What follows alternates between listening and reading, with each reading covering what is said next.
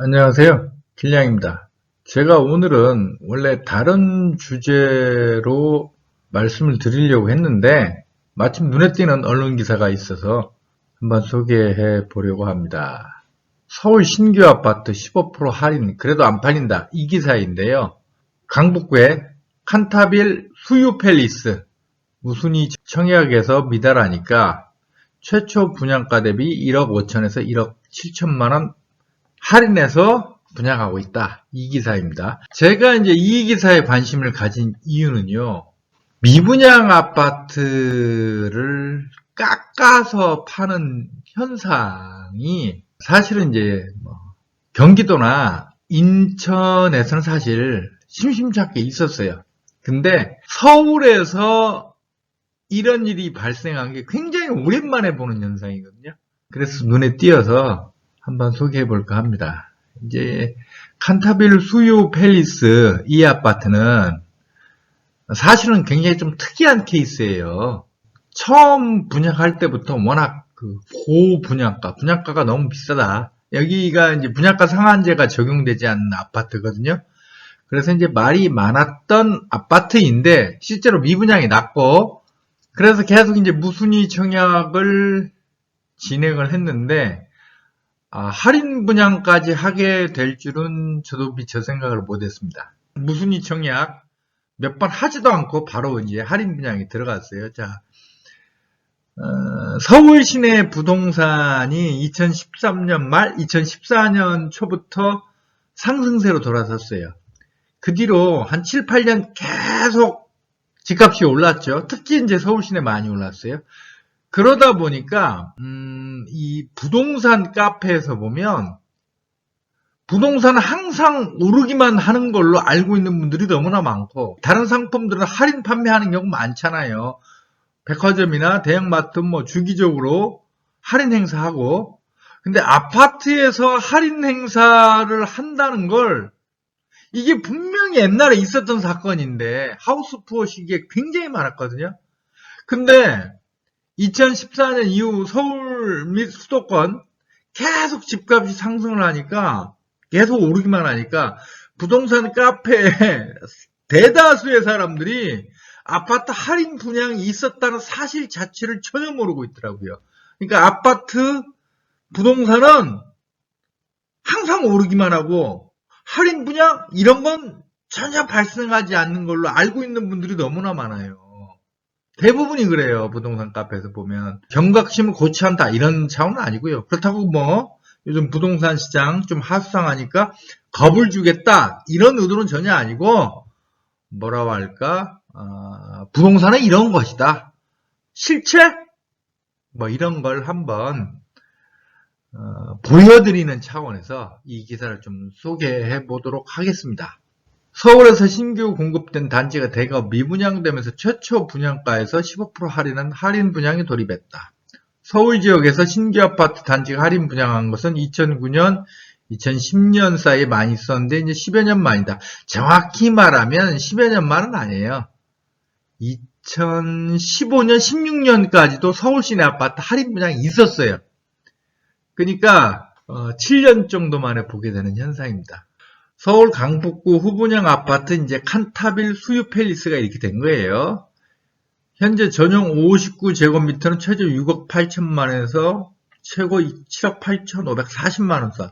전용 78제곱미터는 최저 9억 원부터 최고 9억 7,563만 원 선의 할인 분양을 하고 있다는 거예요. 확장비 따로 들어가고요. 전용 59제곱미터 최초 분양가가 8억 중후반대였던 점을 감안하면 1억 5천만 원, 전용 78제곱미터, 이건 한 32평 정도 되는 거죠.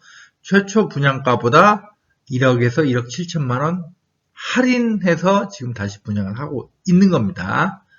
칸타빌 수유 팰리스는 총 216가구인데 지난 2월 모집 공고를 내고 2월 말부터 3월 초까지 청약을 진행했는데 3월 1순위 청약 이후 해당 가구의 90%인 195가구가 미분양됐습니다. 입지가 좋다고 할 수 없는 곳인데 분양가가 워낙 비쌌죠.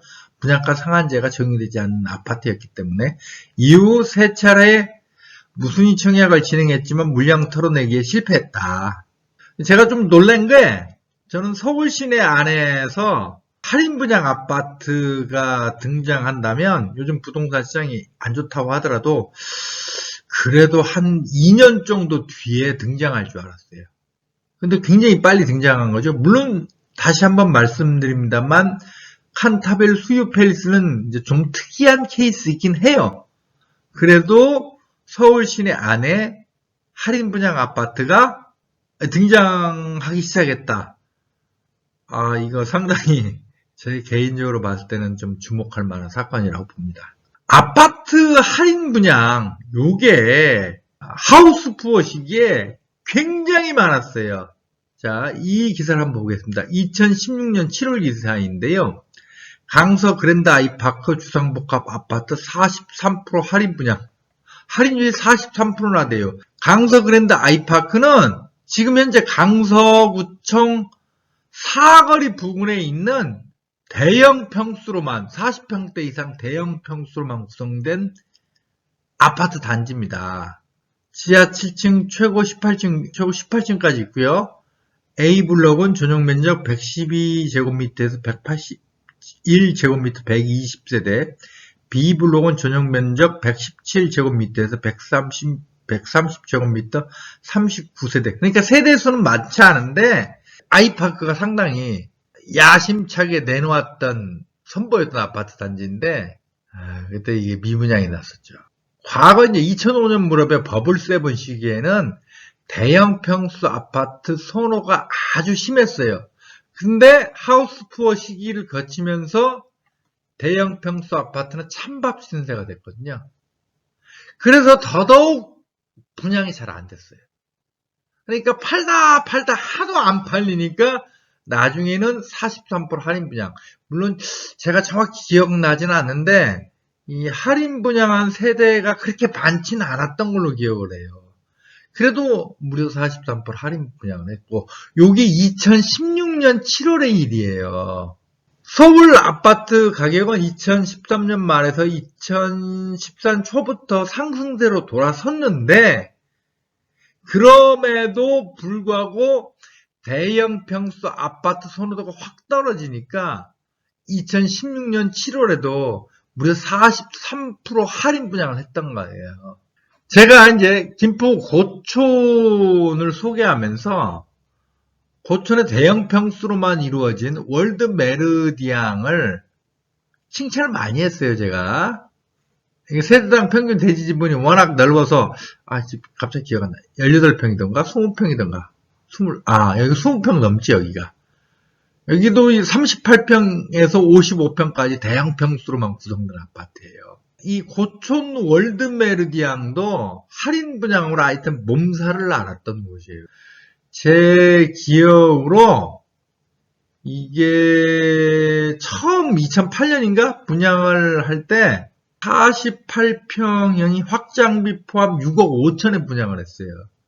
근데 이제 대거 미분양이 나면서 나중에 할인 분양을 했던 거죠. 이게 2008년 12월 2일 기사인데 한경 집코놈이에요. 김포고촌 한강 월드 메르디앙 할인 분양. 기준층 기준으로 159제곱미터, 48평은 분양가에서 3,300만원, 183제곱미터. 이건 이제 55평형이죠.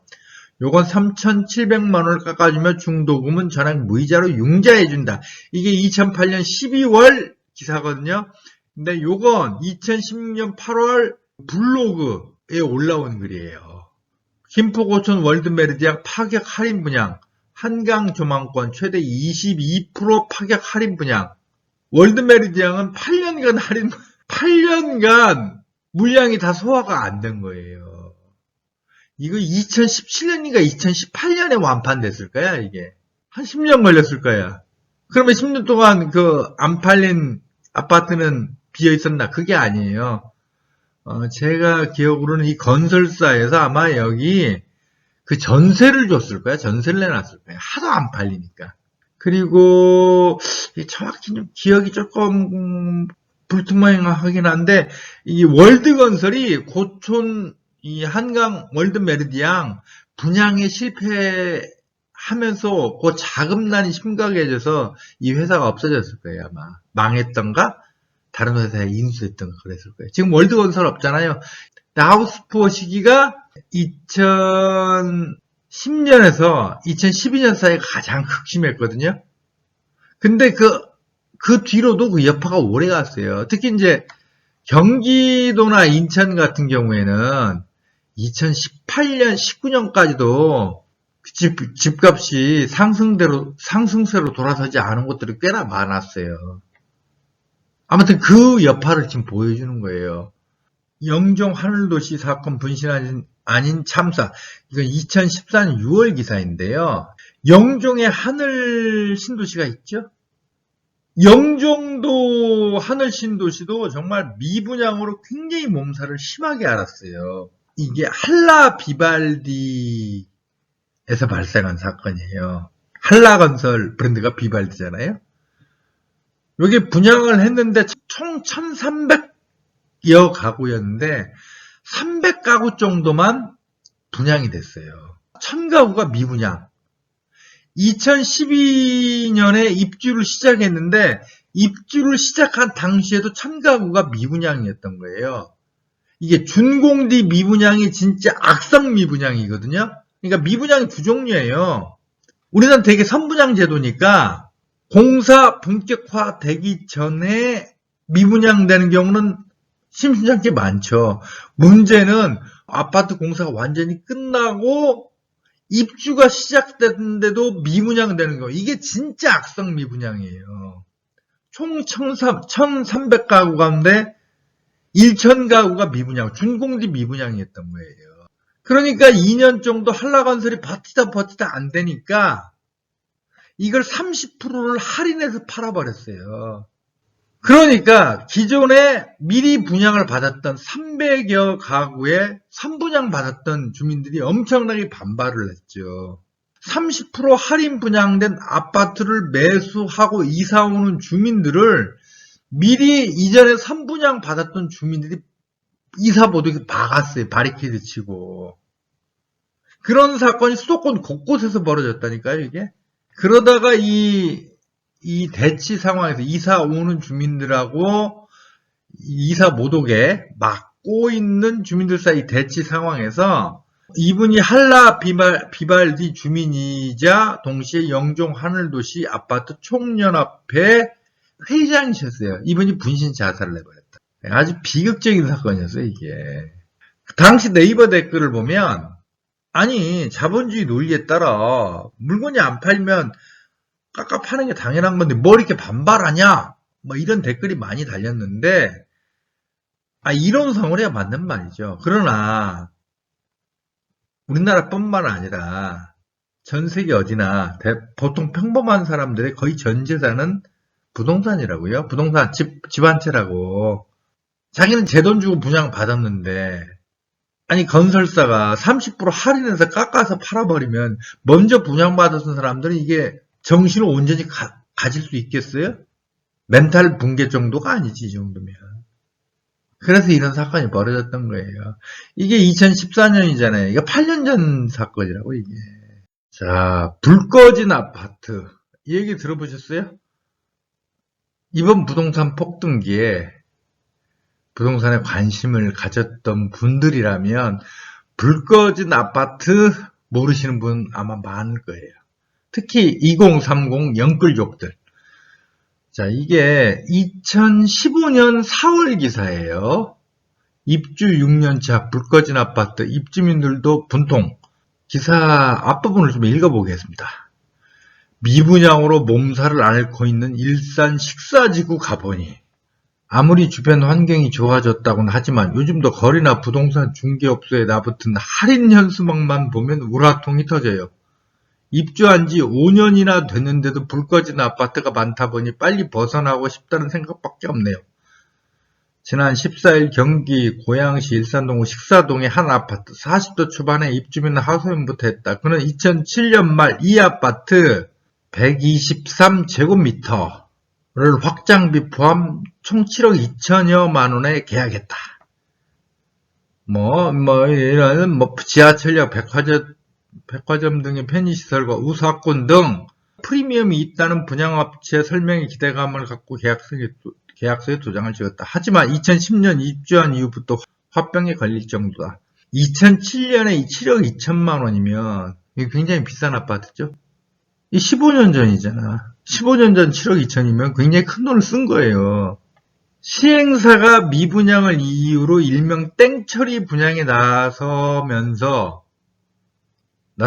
분양가가 3년 전보다 무려 30%나 떨어진 것. 다른 곳으로 이사하기 위해 매물로 내놨지만 할인된 분양가 5억 초반 때문에 그마저도 잘 팔리지 않고 있다.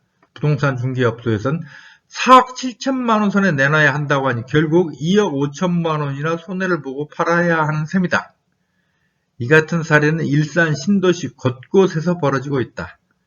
식사동 다른 단지의 경우 미분양 해소 후 고육지책으로 분양가의 20%만 내고 3년간 직접 살아보는 구매를 결정하는 애프터 리빙제를 실시했다. 자, 기억하셔야 될 거. 2015년 4월 기사라는 거예요. 이 7년 전이라고. 2015년이면 서울 시내 집값은 상승세로 확실히 돌아섰지만 경기도나 일산 상당수지였고 아마 거의 대부분일 거야. 여전히 그때까지도 집값이 맥을 못 추고 있던 상황이에요. 일산 식사지구 아시죠? 다 요즘 웬만한 사람들 알아요. 일산 식사지구. 일산 식사지구가 이랬단 말이에요. 이게 불과 7년 전에 사건이라고요. 여기 보면 애프터 리빙이라는 단어가 나옵니다. 이번 부동산 폭등기에 시장에 진입했던 분들은, 부동산에 관심을 갖게 된 분들은 애프터 리빙이란 말을 또 모르실 거예요. 이게 뭐냐? 자, 이거 보자. 풍무자의. 전세금 반값으로 먼저 살아보세요. 마음에 안 들면 환불. 마누라 이젠 전세 걱정 안 시킬게. 먼저 살아보고 결정은 2년 후에. 환불은 기본. 환불은 기본 계약금으로 살아보세요. 싸게 들어가서 친구들이 부러워해요. 2년간 살아보고 결정.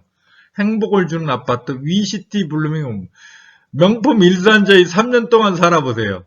이건 뭐냐면요. 전세를 사는 거예요. 전세를 먼저 살아보고 그게 마음이 들면 매수하는. 근데 계약서를 쓸 때 전세 계약서를 쓰는 게 아니라 매매 계약서를 썼다고요. 그때. 그러니까 정확히 말하면 환매 조건부 매수 계약인 거지. 매매 계약을 쓰는데 값은 다 지불하는 게 아니죠. 전세금 정도만 지불하는 거예요. 근데 계약서는 매매 계약서를 써. 그리고 2년 혹은 3년 살아보고 난 다음에 이 집이 마음에 든다. 그러면 원래 값을 다 지불하고 매수를 하는 거고, 만약 집에 마음이 안 든다. 그러면 건설사, 시공사, 시행사에서 그 집을 다시 되사주는 거예요. 이 조건. 그러니까 이걸 애프터 리빙이라고 했어요. 일종의 전세 분양이라고 당시에 이름이 붙었지만 정확히 말하면 환매 조건부 분양이었던 거죠. 요게 수도권, 서울 시내 곳곳에서 이 플래카드가 제 기억이 지금 확실하지 않은데 앞에 설명했던 그랜드 아이파크 있죠? 거기도 전세 분양을 했었던 걸로 저는 기억이 나요. 근데 그렇게 했음에도 불구하고 그래도 안 팔리는 물량이 있으니까 나중에 43% 할인 분양을 했던 거예요. 끝까지 안 팔리고 남아있던 몇 세대를. 아까 그 그랜드 아이파크 봤죠? 그게 2016년 기사예요. 2016년이면 지금으로부터 6년 전이라고 불과. 물론 그건 워낙 대형 평수로만 구성된 아파트 단지여서 이번 부동산 폭등기에 대형 평수는 좀 약간 이제 중소형 평수에 비해서 좀 찬밥이 됐죠. 그 탓도 있지만. 그러니까 제가 이 말씀을 드리는 게 뭐냐면 그게 불과 6년 전 사건이라니까? 근데 사람들은 참으로 이상해요. 제가 옛날에 그 붓카페에서 그걸 한번 언급을 한 적이 있었어요. 그랬더니 뭐 나보고 폭락이라고 낙인을 찍는 댓글들이 많이 달리더라고. 이거 제가 지어낸 말이 아니란 말이에요. 역사적 사실이라고. 신문기사 검색만 해보면 분명히 역사적 사실인데 그 폭등이들, 이른바 폭등이들은 내가 그 역사적 팩트를 언급했다는 사실만으로 저를 갖다 폭락이라고 낙인 찍고 뭐 그냥 댓글 테러를 하고 댓글로 아주 그냥 집단 린치를 가하더라고요. 한마디로 그거 부동산 광기인 거예요. 아마 이런 사진 처음 보는 분들 많으실 거예요. 이게 조선시대 때 일도 아니고 구한말 때의 일이 아니고 한국전쟁 시기 1970년대 80년대 사건이 아니다. 이거 언제 때 사건이다? 2015년 16년 그때도 이런 일이 있었다니까. 요즘 부동산 시장이 하하수상하니까 앞으로 집값 하락한다 폭락한다 이렇게 겁을 주려고 그러는 게 아니에요. 저는 여러 번 말씀드렸습니다만 앞으로 부동산 시장이 하락 혹은 폭락한다? 제가 장담할 수가 없어요. 저도 잘 모르겠어요, 솔직히. 경향성이나 지금 흐름으로 보면 하락으로 갈 가능성이 굉장히 높지만 혹시 압니까? 기술적 반등이 나올 수도 있는 것이고 저는 개인적으로 사실은 2019년이 부동산 상승기의 막바지 아닌가 하는 생각을 한 적이 있습니다. 근데 제 예상과 다르게 2020년은 이제 코로나가 터지니까 전 세계적으로 워낙 돈이 많이 풀린 탓인지 집값이 계속 또 폭등을 해버리더라고요. 그걸 보면서 저는 이제 함부로 부동산 시장의 상승과 하락에 대해서 함부로 예상은 하지 않습니다. 그냥 부동산 시장이 대응하는 게 최고이지 함부로 뭐 오른다 내린다 그걸 갖다가 미리 예단하기는 쉽지 않다. 저는 그런 생각을 하고 있습니다. 그럼에도 불구하고 제가 오늘 이 동영상을 제작한 건 부동산이라고 하는 건 이거다라고 하나의 실체, 팩트, 역사적 사실을 한번 소개하고 싶어서 그런 겁니다. 그러니까 지난 7, 8년간 워낙 부동산 값이 폭등하다 보니까 이때 이제 관심을 갖고 부동산 시장에 진입을 하신 분들, 부동산에 관심을 가진 분들이 일종 굉장히 환상을 갖고 계세요. 착각을 심하게 하고 계세요. 부동산은 언제나 오르기만 한다. 이 생각을 굉장히 굳게 가지고 있고 이걸 신념화시킨 분들이 너무 많아요. 지금 부동산 시장이 굉장히 하수상함에도 불구하고 현실을 인정하지 않는 분들이 너무나 많다고. 금이나 원유 같은 그 귀중한 자산도 실물 자산이죠. 그런 거. 그것도 항상 오르기만 하는 건 아니잖아요. 그것도 등락을 하잖아요. 가격이. 금이나 석유 같은 그 귀중한 실물 자산도 등락을 하는데 어떻게 부동산이 항상 상승만 하겠습니까? 그것도 당연히 등락을 하는 거예요. 올랐다 내렸다 그러는 겁니다. 근데 부동산에 대해서 많은 분들이 굉장히 환상을 갖고 계세요. 착각을 하고 있어요. 항상 오르기만 한다고 생각을 하신다고. 그러면서 갖가지 이유를 대면서 그걸 합리화하고 있어요. 근데 방금 봤죠? 역사적 사실을 보셨죠? 부동산도 할인 분양을 해요. 대형 마트나 백화점에서 정기 세일하잖아요. 부동산도 세일을 한다니까? 그게 부동산이에요. 그러니까 부동산을 특별한 걸로 생각하지 마시라고. 뭐다? 부동산은 그냥 땅덩어리, 콘크리트 덩어리고 다른 실물 자산과 마찬가지예요. 요즘 부동산 시장이 굉장히 하수상한데 현재 분위기로 봤을 때는 사실 하락이 올 것으로 보입니다. 그런데 혹시 특히 영끌족들에게 드리고 싶은 말씀은 현실을 부정하지 말라는 거예요. 마음에 좀 준비를 하시라고.